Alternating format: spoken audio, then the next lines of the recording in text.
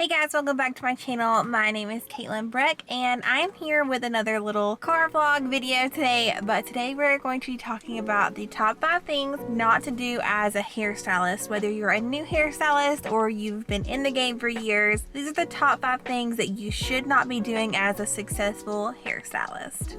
Alright, so the number one thing that you should not do as a successful hairstylist is talk about clients in front of other clients, or anyone for that matter. Your clients come to you with complete confidentiality and want to know that anything that they tell you in their chair is for your ears and your ears only. So to talk crap behind somebody's back or to talk about something that someone told you in confidence is completely unprofessional and not the place for the salon. So if someone is showing you something or telling you something in confidence, then make sure to keep it that way and be professional about how you speak to your customers. Tip number 2 is booking out your appointments a year in advance. If you're booking out your appointments more than 3 to 4 months in advance, you're really doing yourself a disservice by offering your clients times in your schedule that you're not even sure you're going to have available. Not only is this going to allow you to not have as much vacation time as you would like to, or you're going to have to move clients around when things in your schedule change, but it's also going to cause you so much stress when you are finally getting to the point where you're bringing in the types of clients that you want to, or even if you've been doing hair for a long time. So say you start this brand new service and you really want to give yourself time to fit more of that service in. When you've booked your schedule out an entire year in advance, you're pretty much setting yourself up for not being able to expand your business or change anything if you'd like to, because you have these clients booked out for so far out. So keeping it to where you open up your books after a couple of months or whatever the case may be, just let your clients only book out 1 to 2 appointments in advance and don't allow them to book your entire year, because you are in control of your schedule, especially if you're booth rental or a salon owner, whatever. The beauty of being a hairstylist is that you get to make your own schedule, so don't allow your clients to dictate that for you.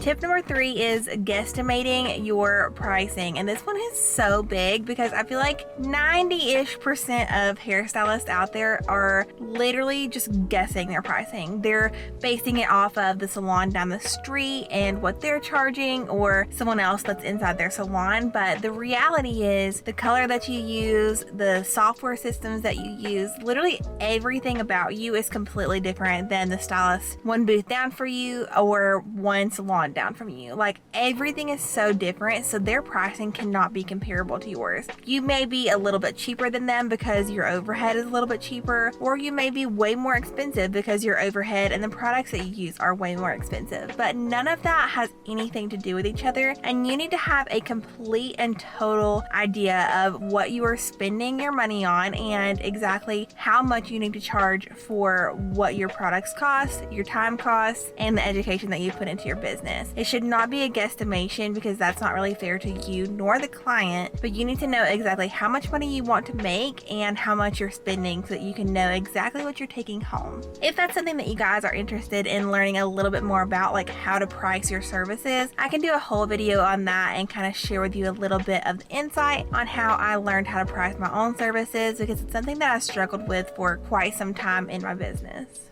So tip number 4, and the thing not to do, is to stop taking new clients. So if you have posted on your Instagram or put on your little bio or whatever and said not taking new clients, you are cutting yourself short so much. And this all runs down to the same kind of thing as far as letting clients book out so far in advance. If you want to have high ticket services in your chair and have high paying clients who you love and they're your dream clients and you enjoy doing their hair, then you don't want to not allow yourself to bring new ones in, because the reality is not everyone that you're seeing right now is going to continue to see you for the next 10-15 years. And so if you stop taking new clients, you're not allowing that turnover to happen naturally, and you're going to get to the point where you are too slow and you're needing to open your books back up, and it's this whole thing. You also look very unattainable to your clients whenever it comes to their Instagram and they're pulling you up and they want to book an appointment with you and it says no appointments available. It's much better to give them an appointment that is super far out so they actually have the opportunity to say yes or no versus you making that decision for them. It looks a whole lot better and more professional if you do not stop taking new clients. And the very last tip, and this is so important, is to not stop caring about your education. So when I got into hair, I feel like I knew literally so many hairstylists. I probably did not know a single person who I knew that did hair prior to me that was older and had been doing hair for a long time who continued to keep up on their education, who loved to take classes and do things like that. And honestly, it is such a turnoff in the industry, like as a client, to go to someone who's like, oh yeah, like I've been doing hair for 10 years, 15 years, whatever. Like I don't need to learn these new techniques. Like I just want to do my root touch-ups and go home. Like that is so not only unprofessional and just like selling yourself short, but it's also something that really makes your clients think like, okay, like maybe I should go to that new hairstylist down the street because she's learning all the new techniques and she wants to know all the new things. And that's what your newer clients are going to want. They're going to want those new techniques. They're going to want to try all the fun things. And yes, your bread and butter, like your regular clients, are going to still want to get their same services. But like I said, turnover does happen. Like what if those clients, you know, fall off, they move away, whatever. You need to keep yourself on the top of your game so if something does happen, you're able to bring in those new clients with the new services, and your current clients are going to appreciate so much that you actually care about learning the new techniques so they don't have to go off and find somebody else to do them for them when they know that their hairstylist truly cares about their career. So that concludes my top 5 tips for what not to do as a new hairstylist or hairstylist in general. And if you want to see my top 5 tips for what to do as a hairstylist, then make sure to like and subscribe to my channel because that video is already posted. I post every Monday and Thursday, so make sure to follow along for my next video coming out soon. Hope you guys have a wonderful week.